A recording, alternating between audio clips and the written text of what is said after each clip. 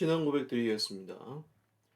전능하사 천지를 만드신 하나님 아버지를 내가 믿사오며 그 외아들 우리 주 예수 그리스도를 믿사오니 이는 성령으로 잉태하사 동정녀 마리아에게 나시고 본디오 빌라도에게 고난을 받으사 십자가에 못 박혀 죽으시고 장사한 지 사흘 만에 죽은 자 가운데서 다시 살아나시며 하늘에 오르사 전능하신 하나님 우편에 앉아 계시다가 저리로서 산자와 죽은 자를 심판하러 오시리라.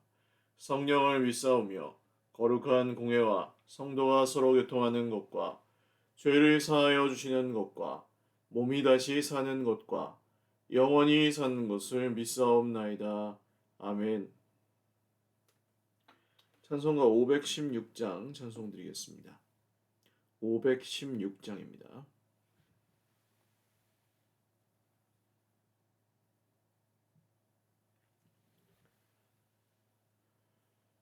옳은 길 따르라 의의 길을 세계 만민의 참된 길 이 길 따라서 살기를 온 세계에 전하세 만 백성이 나갈 길 어둠 밤 지나고 동튼다 환한 빛 보아라 저 빛 주 예수의 나라 이 땅에 곧 오겠네 오겠네 주 예수 따르라 승리의 주 세계 만민이 나아갈 길과 진리요 참 생명 내 창검을 부수고 다 따르라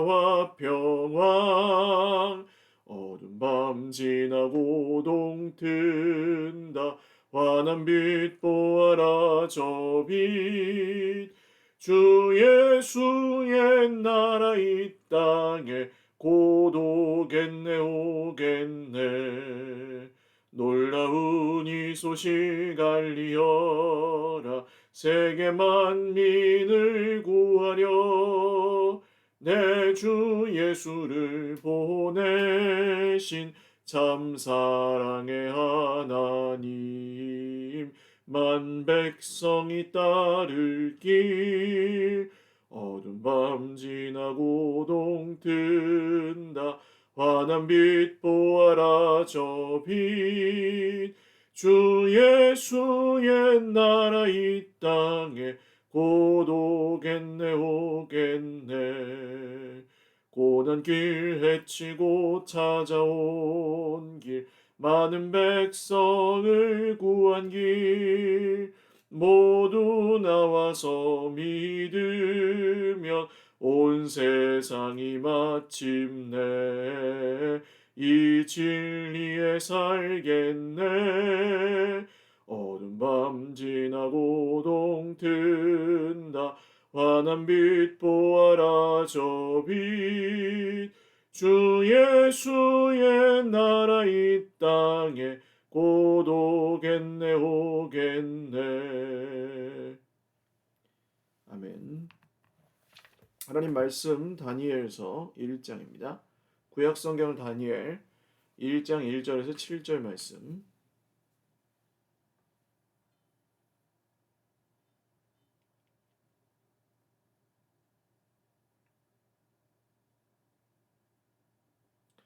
다니엘서 1장 1절에서 7절 말씀 한 목소리로 읽겠습니다.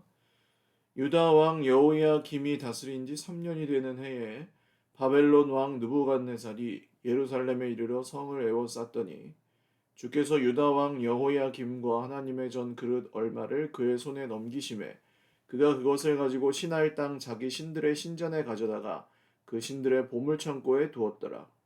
왕이 환관장 아스부나스에게 말하여 이스라엘 자손 중에서 왕족과 귀족 몇 사람 곧 흠이 없고 용모가 아름다우며 모든 지혜를 통찰하며 지식에 통달하며 학문에 익숙하여 왕궁에 설 만한 소년을 데려오게 하였고 그들에게 갈대아 사람의 학문과 언어를 가르치게 하였고 또 왕이 지정하여 그들에게 왕의 음식과 그가 마시는 포도주에서 날마다 쓸 것을 주어 3년을 기르게 하였으니 그 후에 그들은 왕 앞에 서게 될 것이더라.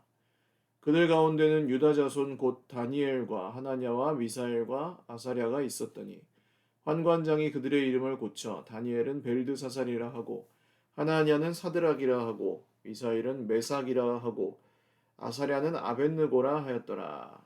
아멘. 기도드리겠습니다. 살아계신 하나님 아버지 감사합니다. 11월의 첫날 새벽 주님 앞에 예배하며 시작할 수 있도록 인도하여 주신 것을 감사합니다.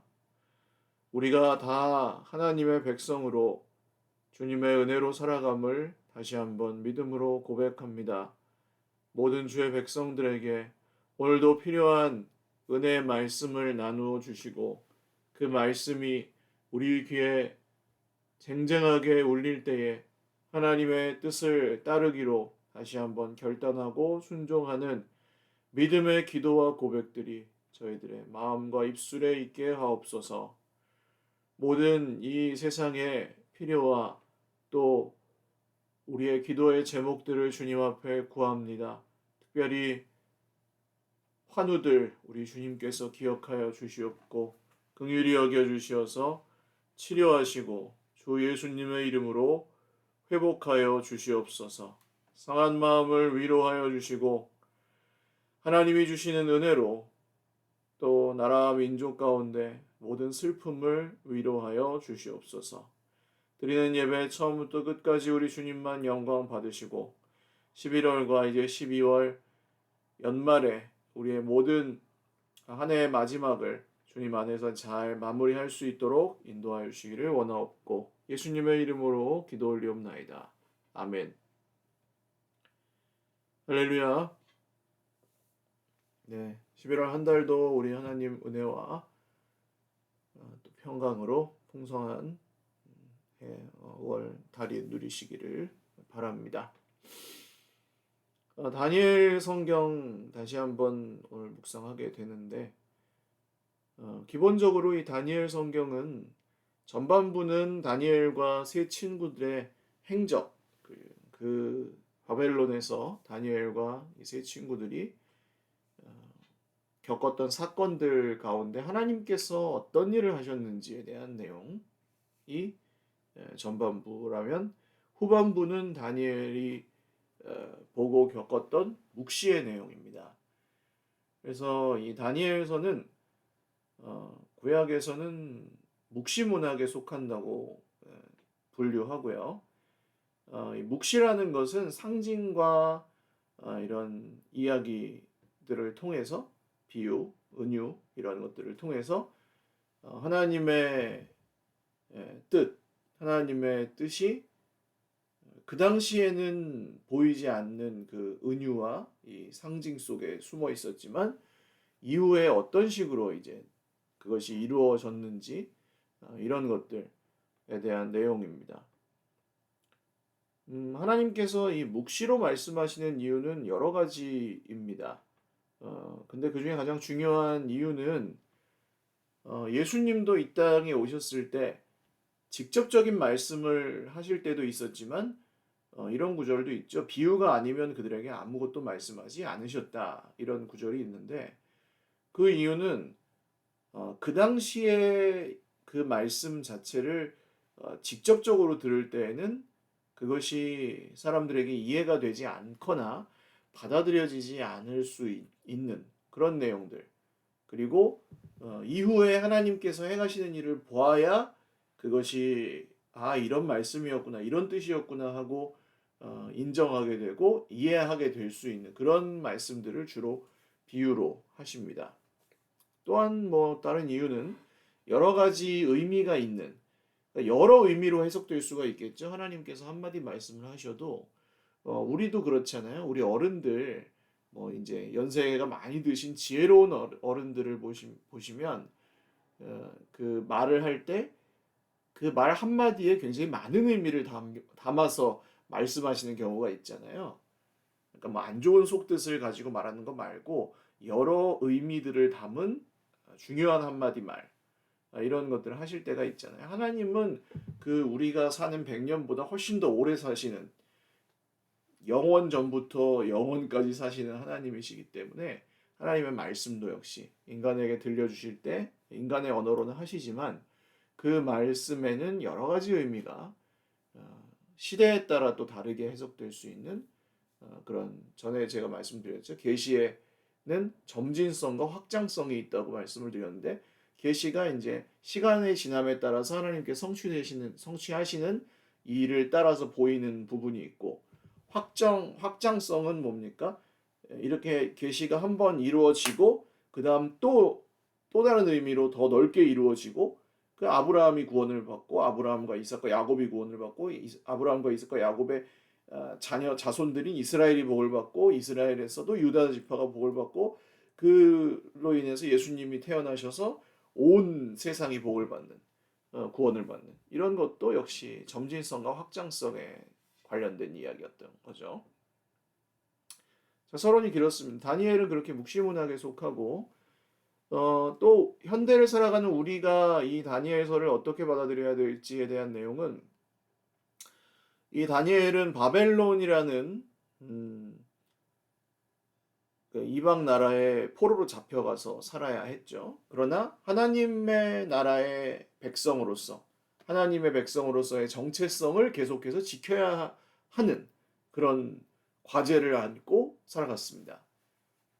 다니엘에게는 그것이 자기의 생명을 걸 만큼 중요한 일이었고 하나님은 그렇게 살아가는 다니엘과 세 친구에게 도움을 아끼지 않으셨습니다. 그래서 오늘날에도 우리는 하나님의 나라가 우리에게 임했다는 것을 믿지만 여전히 바벨론과 같은 이 세상 나라에서 마치 이 포로 생활을 하듯 나그네 생활을 하듯 살아가는 면도 있기 때문에 다니엘과 세 친구들이 겪었던 이 사건과 다니엘을 통해 주신 묵시의 말씀들은 이 세상을 살아가는 우리 그리스도인들에게 굉장히 중요한 말씀들이라고 할 수 있겠습니다. 자, 유다의 마지막 이제 세 왕 중에 이제 여호야긴, 시드기야라는 이제 왕들이 유다 왕조의 마지막을 이제 장식하는 그런 왕들인데요. 여호야김이라는 왕이 다스린 지 3년째에 그 당시 최강대국이었던 바벨론, 그 메소포타미아 지방에서 이제 쳐 내려온 거죠. 그 바벨론 왕이 느부갓네살이라는 왕이 예루살렘에 이르러서 성을 포위하고 정복하게 됩니다. 그런데 이 일을 다니엘 이 성경의 기자는 다니엘로 추정하지만 정확한 건 모릅니다. 누가 썼다는 말은 안 나오니까. 주께서 유다 왕 여호야김과 하나님의 전 그릇 얼마를 그의 손에 넘기심에. 자, 느부갓네살이 쳐들어와서 하나님의 성전 기물을 그릇을 빼앗아갔다 이렇게 쓰지 않죠. 하나님께서 왕과 하나님의 성전 기물 가운데 일부를 느부갓네살의 손에 넘겨주셨다 이렇게 표현합니다. 그러니까 분명히 하고 있는 것이죠. 다니엘 성경은 바벨론과 느부갓네살 왕이 온 세상을 지배하는 것처럼 보이고 하나님의 나라를 멸망시킨 것처럼 보이지만 여전히 그 역사를 주관하시는 분은 하나님이시다라는 사실을 분명히 하고 있습니다. 우리가 세상을 살아가면서 잊지 말아야 될 중요한 사실, 가장 중요한 사실은 바로 이것입니다. 하나님이 보이지 않을 때, 보이지 않는 하나님 믿으며 살아가는 것이 사실 우리에게 쉬운 일이 아니라는 것을 우리는 다 동의합니다. 그렇지만 하나님이 보이지 않고 하나님이 느껴지지 않아도 하나님은 이 바벨론 같은 세상에서 여전히 온 세상을 다스리고 계시는 천지의 창조주요, 주관자이시라는 사실입니다. 그래서 우리가 우리 인생의 형편을 따라 상황을 따라 우리에게 유리한 쪽을 따라가지 말고 여전히 온 세상을 지배하시는 하나님을 따라가고 여전히 신뢰해야 되는 이유는 바로 여기에 있습니다. 하나님이 가장 큰 왕, 가장 큰 그 힘을 가진 세상의 존재들보다 하나님이 더 강하시기 때문입니다. 자, 그러나 이 하나님의 성전 기물이 그 바벨론 신들의 신전 보물 창고에 있게 되고요.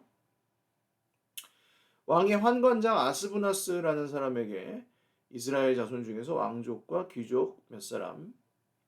근데 여기에 이제 그 자격이 나오는데 흠이 없고 용모가 아름다우며 모든 지혜를 통찰하며 지식에 통달하며 학문에 익숙하여 왕궁에 설 만한 소년을 데려오게 하였다. 그러니까 이 바벨론 왕 느부갓네살은 굉장히 지혜로운 지배 정책을 폈는데 각 나라의 귀족 출신, 왕족 출신 중에서 자기 신하를 뽑아서 어, 인질 겸, 그렇죠? 볼모로 잡는 겸 이 사람들을 바벨론화 시킨 것입니다. 예수님을 믿는 사람들이 세상에서 잘 돼야 하지만 저는 거꾸로 세상의 영향을 받아서 우리의 중심이 변질된다면 그것은 결코 잘 되는 것이라고 볼 수 없다고 생각합니다. 우리는 돈을 많이 버는 회사에 들어갈 수도 있고 우리 자녀들도 마찬가지죠. 그리고 세상에서 박수를 받거나 정말 칭찬받고 높임을 받는 그런 자리에 이를 수도 있습니다. 그걸 사람들은 복이라고 하죠. 저 사람 하나님 잘 믿어서 저렇게 복을 받았나 보다 이렇게 생각하지만 사실은 그 자리에 가서 오히려 하나님을 잃어버리게 된다면 그 자리에서 오히려 바벨론의 이 세상의 문화와 그 영향에 완전히 물들어 버리게 된다면 그것은 오히려 우리에게 복이 아니라 저주라고도 할 수 있겠죠. 그런 의미에서 이 바벨론 왕은 굉장히 지혜롭게 유다 이 백성들을 다스렸지만 거기서 이제 다니엘과 세 친구들의 숙제는 무엇입니까? 바벨론 그 세상에 물들지 않고 여전히 자기 자신 하나님의 백성으로서의 자기 정체성을 지키는 것. 이것이 오늘날 바벨론 같은 세상을 살아가는 우리들에게도 가장 중요한 문제입니다. 자, 그리고 이제 바벨론의 왕의 음식과 포도주를 먹게 하였습니다. 이게 이제 문제가 되죠. 다니엘과 세 친구들에게 이후에. 그리고 3년 동안 거기서 이제 훈련을 받은 후에 왕 앞에 서게 되는데 등장인물들을 소개합니다. 다니엘과 하나냐와 미사엘과 아사랴. 근데 이름을 바꾸죠. 벨드사살, 사드락, 메삭, 아벳느고라는 이름으로 이 환관장이 바꿉니다. 왕이 바꾼 것도 아니고 환관장이 이 이름을 바꿔버리네요. 이름을 고치는 것은 고대 세계에서는 다스림의 의미가 있습니다. 그래서 쉽게 표현하면 이런 거죠. 강아지를 사왔어요. 강아지를 사왔는데 이름을 누가 짓습니까? 주인이 지어야죠. 우리 집 강아지는 내가 이름을 짓는 거예요. 옆집 사람이 와서 이름을 못 지어요. 이 강아지는 내가 짓는 이름대로 살아야 되고 다른 이름으로 와서 다른 주인이 부를 수 없어요. 그래서 이 다스림의 의미는 그런 뜻입니다. 내 소유라는 뜻이고. 그래서 원래 하나님께서 주신 이름, 원래 쓰고 있던 이름과 다른 이름으로 불리게 되었던 것입니다. 바벨론이 이들을 다스리려고 하는 것을 볼 수 있죠. 자, 우리도 근데 이걸 저항할 수 없었어요. 다니엘이 난 다니엘이에요. 벨드사살이라고 부르지 마세요. 뭐 하나냐가 나는 하나냐예요. 사드락이라 부르지 마세요. 이렇게 얘기할 수 없었습니다. 그럼 죽는 거죠. 혼자 힘으로 그 바벨론의 거대한 권세에 저항할 수 없었어요. 우리도 세상을 살아가면서 마찬가지입니다. 우리가 우리의 힘으로 정말 세상과 맞서 싸워서 잘못된 걸 다 바꾸고 뭐 우리가 딱 옳다고 믿는 바대로 다 바꿀 수 있느냐? 그렇지 않죠. 세상이 정해준 이름대로 살아야 되는 경우들이 있어요. 세상에서 우리가 해야 되는 역할들을 하면서 살아가야 되는 게 있고요. 정말 뭐 절간에 들어가서 그냥 수도하는 수도승처럼 우리는 살 수 없습니다. 세상에서 부딪히며 세상에서 살아가죠. 그러다 보면 우리는 여러 회색지대를 만나기도 해요. 우리의 신앙이 정말 딱 이렇게 칼로 맺고 끊듯이 그냥 딱딱 설명되지 않는 그런 문제들을 만나기도 하고 때로는 시험과 유혹을 당하기도 합니다. 그때 무조건 그런 것들을 다 뭐 거룩한 것, 영적인 것은 뭐 거룩한 것이고 그 세속적인 건 다 속된 것이다. 이렇게 구분하고 그렇게 할 수가 없죠. 그렇지 않은 것들도 있죠. 그 가운데서 우리가 거기에 끌려가거나 물들지 않고 중심을 지키며 여전히 하나님을 예배하는 삶을 사는 것. 이것이 오늘 다니엘과 세 친구들에게 주어진 숙제였다면 지금 수천 년 후를 살아가고 있는 우리들에게도 마찬가지로 그것이 우리의 중요한 숙제라고 할 수 있을 것입니다. 세상은 여러 가지 다른 이름으로 우리를 다스리려 합니다. 근데 그 가운데서 우리는 하나님께서 주신 성도의 이름을 지켜야 하는 것이죠. 그 이름은 사실은 우리가 우리의 이름을 지킨다기보다는 우리는 지켜야 될 이름이 단 한 가지 이름입니다. 바로 예수님의 이름이죠. 세상이 우리를 예수쟁이라고 부른다면 잘 살고 계시는 것입니다. 예수쟁이라고 티가 나면 우리가 예수님의 이름을 지키는 거죠. 그러나 세상 사람들 틈에 그냥 섞여서 아무런 특징도 없이, 아무런 다른 것 없이 세상 사람들이 원하는 기준대로, 세상 사람들이 따라가는 성공의 기준대로, 세상 사람들이 자기 성질대로 살고 자존심을 위해 살고 이익을 위해 살고 성공을 위해 사는 것처럼 똑같이 살아간다면 사실 그것은 이미 우리의 이름이 바뀐 것이고 또 우리가 지켜야 될 예수님의 이름을 잃어버린 것과 같습니다. 그러나 오늘 예수쟁이, 예수님의 향기가 나는 예수님이 보이는 그런 삶을 여러분 살고 계시다면 하나님께서는 다니엘에게 함께 하셨던 것처럼 새 친구들과 풀무불 속에서 함께 하셨던 것처럼 저와 여러분과도 계속해서 함께 해 주실 것입니다. 여러분 이 11월 한 달도 이제 올 한 해가 2달 남았어요. 예수쟁이로 사십시오. 그리고 예수쟁이로 불리십시오. 예수쟁이가 되기를 기뻐하십시오. 예수님의 이름을 잘 지키십시오. 그 이름대로 하나님께서 구원하실 것입니다. 기도드리겠습니다. 살아계신 하나님, 세상을 살아가는 저희들의 모습이 그 옛날 바벨론의 포로로 잡혀갔던 다니엘과 세 친구의 모습과 닮아 있습니다. 바벨론의 지식과 바벨론의 음식과 바벨론의 이름을 받고 다니엘과 세 친구들은 여전히 하나님의 백성으로 살아가야 되는 숙제를 가지고 있었습니다. 저희들에게도 똑같은 숙제가 있는데 날마다 저희들은 예수님의 이름을 지키며 예수쟁이로 불리고 예수쟁이로 살아가는 예수님의 사람들이 다 되기를 원합니다. 남은 2달 그리고 다가올 새해에도 사랑하는 우리 형제 자매들이 모두 예수님의 이름을 잘 지키며 바벨론 같은 세상에서 그리스도인으로 예수님을 믿는 예수님의 사람들로 행복하고 평안하고 풍성한 생명을 누리며 계속해서 잘 살아갈 수 있도록 주님 함께하여 주옵소서. 이 일을 위하여 고난을 감내해야 될 때 주님께서 우리를 지켜주시고 돌보아 주시고 보호하여 주옵소서. 감사하옵고 예수님의 이름으로 기도 올리옵나이다. 아멘. 네, 감사합니다. 오늘도 주님 안에서 행복한 하루 되시기를 바라고 우리 이태원 사건으로 인하여 슬픔 당한 우리 나라와 민족을 위해서 또 유가족들을 위해서 여러분 계속해서 기도해 주시기 바랍니다. 네, 감사합니다. 사랑하고 축복합니다.